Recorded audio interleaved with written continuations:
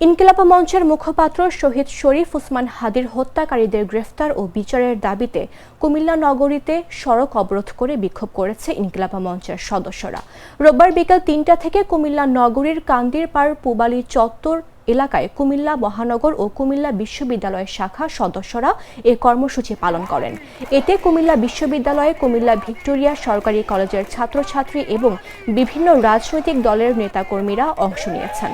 ইনকিলাব মঞ্চের কর্মীরা সড়ক অবরোধ করে স্লোগান দিচ্ছেন, হাদি হাদি আজাদি আজাদি, হাদি হত্যার বিচার করতে হবে, আপোষ নয় সংগ্রাম সংগ্রাম, লীগ ধর বিচার কর সহ বিভিন্ন স্লোগান দিতে দেখা গেছে।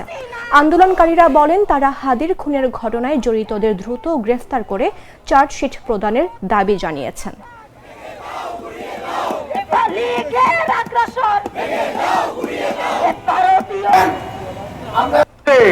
এই জায়গায় আমি অনেকগুলো স্লোগান দিয়েছিলাম।